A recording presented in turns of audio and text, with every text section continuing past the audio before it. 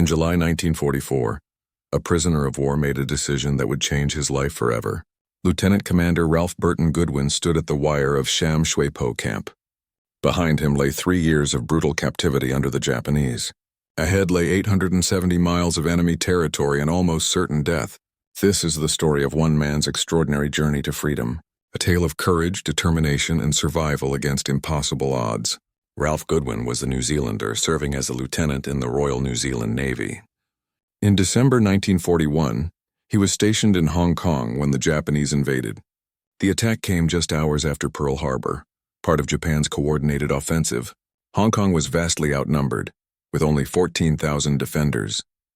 Facing them were 50,000 battle-hardened Japanese troops. The Japanese had air superiority from the first day. British aircraft were destroyed on the ground in the opening hours of the attack. The defenders knew reinforcement was impossible, but they fought on. Ralph Goodwin found himself thrust into combat for which he was unprepared. Naval officers became infantry soldiers defending hills and beaches. The battle raged for 18 days of desperate, bloody fighting. Water supplies were cut off, ammunition ran low, casualties mounted. On Christmas Day 1941, the British governor surrendered Hong Kong. It was a black Christmas for the defenders who had fought so bravely. Ralph Goodwin, along with thousands of others, became a prisoner of war. He could not have imagined the ordeal that awaited him, or the incredible journey he would eventually undertake to escape it. The prisoners were marched through Hong Kong to Sham Shui Po camp in Kowloon. It had been a British Army barracks but was now surrounded by barbed wire. Guard towers with machine guns watched over every corner of the compound. This would be Goodwin's home for the next 3 years. A prison from which escape seemed absolutely impossible. Sham Shui Po prisoner of war camp was a place of unimaginable suffering. The Japanese treatment of prisoners violated every principle of the Geneva Convention. But Japan had never signed the convention and showed prisoners no mercy. Food rations were deliberately kept below starvation level. Each prisoner received a small bowl of rice twice a day, sometimes with vegetable scraps. The daily calorie intake was less than 1,000 calories. Men wasted away, their bodies consuming muscle to stay alive.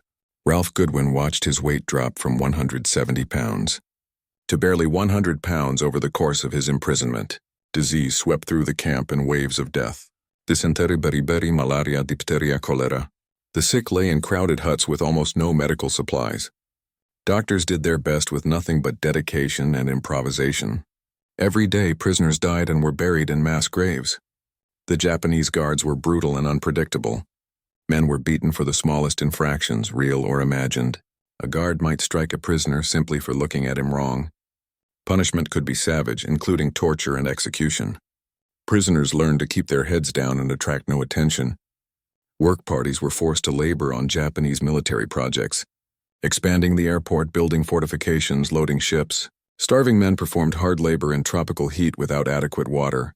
Those who collapsed were beaten until they stood or died.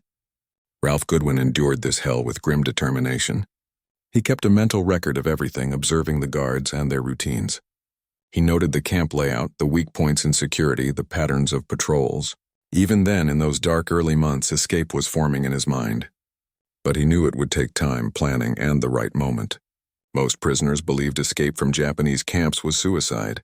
A European could not blend into the Asian population. There were no friendly underground networks to help escapees. The penalty for attempted escape was death, often by beheading. And the Japanese made all prisoners watch executions as a warning. Yet Ralph Goodwin could not accept permanent captivity.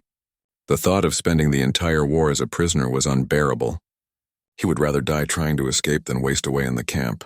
And so he began to plan the impossible. Escape from Sham Shui Po presented challenges unlike any faced in Europe. In Germany, escapees could hope to reach neutral countries or find resistance networks. But here, Ralph Goodwin was surrounded by thousands of miles of enemy territory. China was occupied by Japan and torn by civil war. The nearest safe territory was British India, almost 1,000 miles away. Goodwin had no maps, no knowledge of Chinese language or customs. He had no contacts outside the camp, no plan for getting food or shelter. And his white skin made him instantly recognizable as an escaped prisoner. Most rational people would have concluded escape was impossible. Ralph Goodwin was not most people. He began by carefully studying the camp security. The main gate was heavily guarded day and night. The perimeter was triple layers of barbed wire with regular patrols. Guard towers provided overlapping fields of fire across the compound. But Goodwin noticed that one section of fence faced the harbor. At night, this area was less intensely watched than others. The Japanese assumed no one would try to escape toward the water. This assumption would prove to be their fatal mistake. Goodwin also paid attention to the work parties that left camp daily. He volunteered for these whenever possible, despite the brutal labor. Outside the wire, he observed the surrounding area and potential escape routes. He noted where guards were stationed and when they changed shifts. Slowly, painfully, a plan began to form in his mind. He would need to cut through the wire on the harbor side of camp, then make his way through Kowloon to the Chinese mainland. From there, he would travel north and west across China, eventually reaching Kunming, where the American Flying Tigers were based, or continuing to India if that proved necessary. The distance was at least 870 miles through war-torn territory. It would take months traveling mostly at night to avoid detection. The odds of success were astronomically low, but Ralph Goodwin had made his decision. He would escape or die trying. By mid-1944, he had gathered what few supplies he could. A small amount of food saved from rations over weeks, a makeshift knife fashioned from a piece of scrap metal, his uniform, which he hoped to trade for civilian clothes once outside. It wasn't much, but it would have to be enough. The hardest part was telling no one of his plan. If the Japanese discovered an escape attempt, they would torture prisoners. To find out who was involved and who had helped, Goodwin could not risk his fellow prisoners' lives. He would go alone, telling no one until the last possible moment. On the night of July 9, 1944, Ralph Goodwin made his move. 3 years of planning and observation were about to be put to the test. He waited until after midnight when the camp was at its quietest. Most prisoners were asleep, exhausted from the day's labor and lack of food. The guards in the towers were at their least alert in the early morning hours. Goodwin slipped out of his hut and moved silently toward the perimeter fence. Every shadow seemed to hide a guard, every sound threatened discovery. His heart pounded so loudly he was sure everyone in camp could hear it.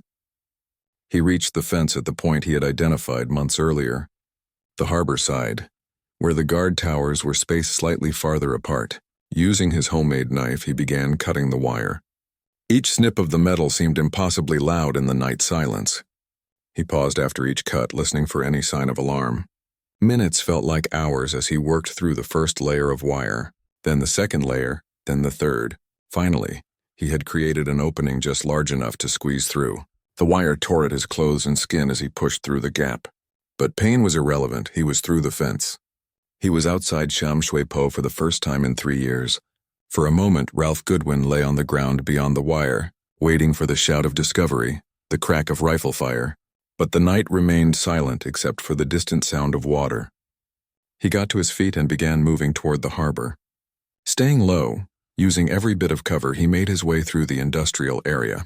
Japanese patrols moved through the streets, but he managed to avoid them. At the waterfront, he found what he was looking for, a small sampan boat. He untied it and pushed off into the dark waters of Victoria Harbor. Using a piece of wood as a paddle, he crossed toward the mainland. The crossing took over an hour, every minute filled with fear of discovery. Japanese patrol boats moved through the harbor with searchlights. Goodwin lay flat in the bottom of the sampan whenever lights swept nearby. Finally, he reached the mainland shore and abandoned the boat. He was now in Japanese-occupied China. The escape from camp had succeeded, but the real journey was only just beginning. Ralph Goodwin's first priority was to get as far from Hong Kong as possible. When his absence was discovered at morning roll call, the Japanese would launch a manhunt. Every minute he stayed in the vicinity increased his chance of recapture. He moved inland, traveling through the countryside under cover of darkness. His white skin made daytime travel impossible in the populated areas. During the day, he hid in dense vegetation or abandoned buildings, trying to sleep despite hunger, thirst, and the constant fear of discovery. The physical condition from 3 years of starvation worked against him. He had almost no strength, his body consuming its last reserves of energy. Every mile of walking was an ordeal that left him exhausted. Food was his most immediate problem. The small amount he had brought from camp was gone within 2 days. He had no money to buy food, even if he could have approached vendors. He resorted to stealing vegetables from fields and eating them raw. Occasionally, he found fruit trees and gorged himself on unripe fruit. This caused severe stomach problems but kept him alive. Water was easier to find in the humid Chinese countryside. Streams and rice paddies provided drinking water, though it was often contaminated. Goodwin drank anyway, knowing dehydration would kill him faster than disease. After a week of travel, he reached a small village at dawn. Exhausted and desperate, he decided to risk approaching the Chinese inhabitants. He had no choice. He would die without help. He entered the village cautiously, trying to appear non-threatening. Villagers stared in shock at the emaciated white man in tattered clothes. Goodwin tried to communicate using gestures and the few Chinese words he knew. He pointed to himself and said British, hoping they would understand. For a long, tense moment, no one moved. Then an old man stepped forward and gestured for Goodwin to follow. He was led to a small house where he was given rice and tea, the first real meal he had eaten in over a week. Through gestures, the villagers indicated that Japanese patrols came through regularly. Goodwin could not stay long. It was too dangerous for everyone. But they gave him food for the journey and pointed him toward the west. Away from the coast and Japanese strongholds, this encounter taught Goodwin a crucial lesson. Many Chinese were willing to help despite the mortal danger. The Japanese brutally punished anyone caught helping escaped prisoners, yet ordinary Chinese people risked their lives to aid him. Their courage and kindness would prove essential to his survival. As Ralph Goodwin moved deeper into China, he developed a routine for survival. He traveled only at night, covering as many miles as his weakened body could manage. Before dawn, he would find a hiding place and sleep through the dangerous daylight hours. He learned to avoid main roads where Japanese patrols were frequent. Instead, he followed smaller paths and trails through the countryside. Navigation was by the stars, and by asking directions from sympathetic villagers. He headed generally northwest toward the interior of China, away from the coast where Japanese control was strongest. Several times he had close calls with Japanese soldiers. Once he hid in a rice paddy while a patrol passed within yards of him, submerged up to his neck in water, barely breathing, certain he would be discovered. But the soldiers moved on and Goodwin survived another day. Another time he was nearly caught sleeping in an abandoned farm building.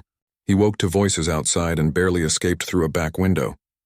These experiences kept him constantly on edge, never able to fully relax. Disease and infection became constant companions. His feet developed sores that became infected from walking in wet, dirty conditions. He suffered recurring bouts of dysentery from contaminated food and water. Malaria from mosquito bites caused fever and delirium. There were days when he could barely walk, his body racked with illness. But stopping meant death, so he forced himself to keep moving. The psychological toll was as severe as the physical hardships. The constant fear of recapture wore on his nerves. He knew that if caught, he would face torture and execution. The isolation was crushing. He could speak to almost no one. Days would pass without hearing another human voice. Loneliness threatened to overwhelm him at times. Yet Ralph Goodwin possessed extraordinary mental toughness. He had survived 3 years in a Japanese prison camp. He had watched friends die and endured unimaginable hardship. This journey was his chance at freedom, and he would not give up. Each night he told himself he just had to make it through one more day, cover one more mile, survive one more dawn, and somehow day after day he did. Throughout his journey, Ralph Goodwin encountered remarkable acts of human kindness. Chinese villagers who had nothing themselves shared what little they had, despite knowing the terrible consequences if the Japanese discovered their help. One elderly couple hid him in their home for 2 days while Japanese soldiers searched the village. They concealed him under floorboards, bringing him food and water in secret. When it was safe to leave, they gave him clothes and supplies for the road. Goodwin tried to thank them, but words seemed inadequate. These people had risked everything for a stranger. A farmer found him collapsed in a field, delirious with fever. Instead of reporting him to the Japanese, the farmer carried him to his home. His wife nursed Goodwin for 3 days until the fever broke. They had 6 children to feed, but they shared their rice without hesitation. When Goodwin was strong enough to walk, they sent their eldest son to guide him safely past Japanese checkpoints on mountain paths. In one village, a schoolteacher who spoke some English spent an entire night drawing maps and explaining the route ahead. He marked safe villages and warned of areas with heavy Japanese presence. This information proved invaluable in the weeks that followed. The teacher also gave Goodwin a letter written in Chinese, explaining that he was an Allied soldier escaping from the Japanese, and asking Chinese people to help him reach free territory. This letter opened doors and saved his life multiple times. Not everyone was willing to help. Some villagers, terrified of Japanese reprisals, refused to assist him. Goodwin understood and harbored no resentment. The Japanese had created a climate of fear through brutal collective punishment. If one person helped an escaped prisoner, the entire village might be massacred. Those who turned him away were simply trying to protect their families. But many chose to help despite the risks. Their courage humbled Goodwin and restored his faith in humanity. He vowed that if he survived, he would tell the world about the ordinary Chinese people who had saved his life, the unsung heroes who fought the Japanese occupation, not with guns but with acts of quiet defiance and compassion. Years later, Goodwin would write about these experiences, ensuring that their bravery was not forgotten. That history remembered not just the soldiers who fought, but the civilians who risked everything to do what was right. After 6 weeks of grueling travel, Ralph Goodwin finally crossed into free China, the territory controlled by the Chinese nationalist government, rather than the Japanese. The transition was not marked by any obvious border or checkpoint. Instead, it was a gradual shift as Japanese military presence diminished, and Chinese guerrilla forces became more visible. In free China, Goodwin could travel during daylight for the first time, though his appearance still attracted attention and curiosity. He was directed to a Chinese army unit operating in the area. The Chinese soldiers were initially suspicious of the ragged white man. Goodwin showed them his Royal Navy identification tags, which he had kept hidden throughout his journey. An English-speaking Chinese officer verified his story and welcomed him as an Allied comrade. For the first time since his escape, Goodwin felt something like safety.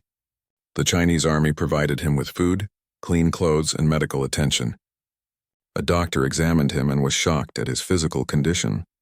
Goodwin weighed less than 100 pounds, down from his pre-war weight. Of 170 pounds, he was covered in infected sores, suffering from multiple tropical diseases, and severely malnourished. The doctor marveled that Goodwin was alive at all, let alone that he had walked hundreds of miles in this condition. Goodwin spent 2 weeks recuperating with the Chinese unit, slowly regaining strength with proper food and rest. The Chinese soldiers treated him with respect and admiration. His escape from the Japanese impressed these hardened warriors. They shared stories of their own struggles against the occupation. Despite the language barrier, a bond formed between Goodwin and these Chinese soldiers fighting the same enemy.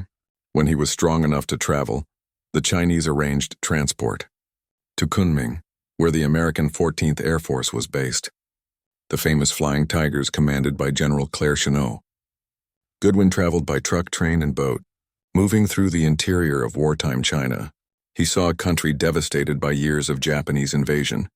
Cities in ruins, refugees on the roads, evidence of atrocities everywhere. Yet he also saw the resilience of the Chinese people, their determination to resist despite overwhelming odds. The journey to Kunming took another 2 weeks. In early September 1944, nearly 2 months after his escape, Ralph Goodwin arrived at the American Air Base. He walked through the gates and approached the first American he saw, identifying himself as an escaped British prisoner of war.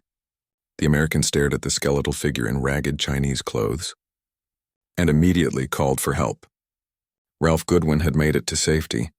Against all odds, he had escaped the Japanese and traveled 870 miles to freedom. The American intelligence officers who debriefed Ralph Goodwin were astounded by his story. Escape from Japanese prison camps was almost unheard of.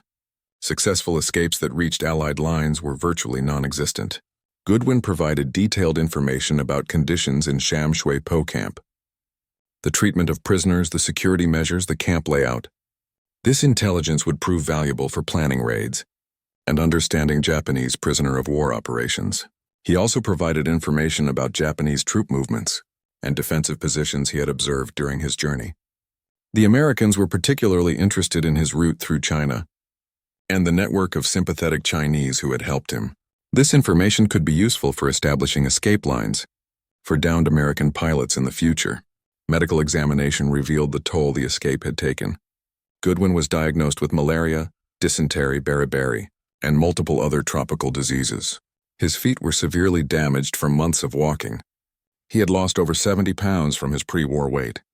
The doctors estimated he had been within days of complete physical collapse. Had he not reached Kunming when he did, he likely would have died. Goodwin spent 6 weeks in the American hospital recovering. Proper medical care, nutrition, and rest slowly restored his health. He gained weight, and his infections were treated with medicine, though the psychological scars would take much longer to heal. News of his escape spread through the Allied military community. His fellow prisoners of war still in Japanese camps would not learn of his success until after the war ended, but his story became an inspiration to Allied personnel in the China theater. Proof that escape was possible even from Japanese captivity. The Americans offered to evacuate Goodwin back to New Zealand. After his ordeal, he had certainly earned the right to go home. But Ralph Goodwin refused. He had not escaped simply to leave the war. He wanted to continue fighting the Japanese, to contribute to their defeat and the liberation of his fellow prisoners. This decision amazed the Americans who knew what he had endured. Most men in his position would have taken the first plane home. But Goodwin was not most men. When he was declared fit for duty, he requested assignment to British forces operating in the India-Burma theater. He wanted to be part of the effort to push the Japanese back and ultimately liberate Hong Kong and its prison camps. In October 1944, Ralph Goodwin was transported to India. He was assigned to British naval intelligence operations in the region. His experience and knowledge of Japanese operations made him valuable. He worked on planning operations and providing intelligence briefings. His unique perspective as a former prisoner offered insights that no amount of conventional intelligence gathering could provide. Goodwin also worked with Allied plans for liberating prisoner of war camps. As the Allies advanced, camps would need to be reached quickly, before the Japanese could massacre the prisoners. There was genuine fear that Japan would execute all prisoners, rather than allow them to be liberated. Goodwin's knowledge of Sham Shui Po's layout was invaluable for planning potential rescue operations. Throughout this period, Goodwin remained focused and professional. But those who worked with him noticed the toll his experiences had taken. He rarely spoke about his escape unless asked for specific information. He had nightmares and would wake in the night thinking he was back in camp. The psychological impact of 3 years of captivity, followed by 2 months of desperate escape, was profound. In early 1945, the tide of war turned decisively against Japan. Allied forces were closing in from multiple directions. In Europe, Germany was collapsing under the final Allied assault. In the Pacific, American forces were island-hopping toward Japan itself. In Burma, British and Commonwealth forces pushed the Japanese back. Goodwin followed the war's progress with intense interest. Every Allied victory brought liberation closer for prisoners still in camps. In August 1945, atomic bombs were dropped on Hiroshima and Nagasaki. On August 15th, Emperor Hirohito announced Japan's surrender. The Second World War was over. Ralph Goodwin's first thought was for his fellow prisoners, still in Sham Shui Po and other camps throughout Asia. Had they survived to see this day, or had the Japanese killed them in the final days? Within days, Allied forces began liberating the camps. At Sham Shui Po, prisoners who had given up hope of rescue watched in disbelief as Allied ships entered Victoria Harbor. Many had died during the years of captivity, but thousands survived to see liberation. They learned that one of their number, Ralph Goodwin, had escaped over a year earlier and reached Allied lines. His successful escape had been a closely guarded secret to prevent Japanese reprisals against remaining prisoners. Now the story could be told, and it became an instant legend. After the war, Ralph Goodwin was awarded the Distinguished Service Cross for his extraordinary escape and his service after reaching Allied lines. The citation praised his courage, determination, and resourcefulness. It noted that his escape was unique in the history of the Pacific War. No other prisoner had escaped from Hong Kong and traveled such a distance to reach safety. Goodwin accepted the honor with characteristic modesty. He insisted that the real heroes were the Chinese people, who had risked their lives to help him. Without them, he said, he would have died in the first week. He returned to New Zealand in late 1945, reuniting with family he had not seen in over 4 years. They were shocked by his physical condition despite months of recovery. He was still gaunt, his health permanently affected by his ordeal. Goodwin struggled to adjust to civilian life. Many veterans experienced similar difficulties after the war, But for former prisoners of war, the challenges were particularly severe. What we now call post-traumatic stress disorder was poorly understood then. Veterans were expected to simply move on and forget the war. But the memories of captivity and escape haunted Goodwin. He had nightmares for years about being recaptured, or about being back in Sham Shui Po watching friends die. In the 1950s, Goodwin wrote a book about his experiences. Titled Passport to Eternity, it detailed his captivity and escape. The book was both a personal catharsis and a tribute to the Chinese people who had saved his life. It also served as a historical record of the brutal treatment of prisoners by the Japanese and the courage of ordinary people who resisted oppression. The book received critical acclaim and brought Goodwin's story to a wider audience than the military community. Goodwin remained active in veterans organizations, particularly those supporting former prisoners of war. He advocated for better support and recognition for those who had endured Japanese captivity. Many former prisoners struggled with the same issues he faced and felt forgotten by a society eager to move past the war. In later years, Goodwin received additional recognition. The Chinese government honored him for his role in telling the world about Chinese resistance to Japanese occupation. Historical societies and military historians studied his escape as a remarkable case of survival and one of the few successful escapes from the Japanese. Ralph Goodwin passed away in 1991 at the age of 79. He had lived nearly 50 years after his incredible escape, but those who knew him said he never fully left behind the experiences of 1944. Beyond the physical ordeal, Ralph Goodwin's escape was a profound psychological journey. Understanding the mental strength required provides insight into his achievement. 3 years of imprisonment had broken many men completely. The constant hunger, disease, brutality, and loss of friends created a sense of hopelessness that was difficult to overcome. Many prisoners developed what psychologists call learned helplessness. They stopped trying to improve their situation and simply waited passively for death or liberation. Ralph Goodwin refused to accept this mental defeat. He maintained an internal locus of control, believing that his fate was not entirely in Japanese hands, that he could take action to change his circumstances. This mindset was crucial to his survival. During the escape itself, Goodwin faced constant psychological challenges. The fear of recapture was overwhelming at times. Every sound in the night could be Japanese soldiers. Every stranger might report him to the authorities. Living with this constant terror for 2 months would have driven many people to surrender or mental breakdown. Goodwin managed his fear through mental discipline. He focused on immediate concrete tasks. Find food for today, walk to the next village, hide until nightfall, avoid that patrol. By breaking the impossible journey into manageable steps, he prevented himself from being overwhelmed by the enormity of his goal. Isolation was another major psychological challenge.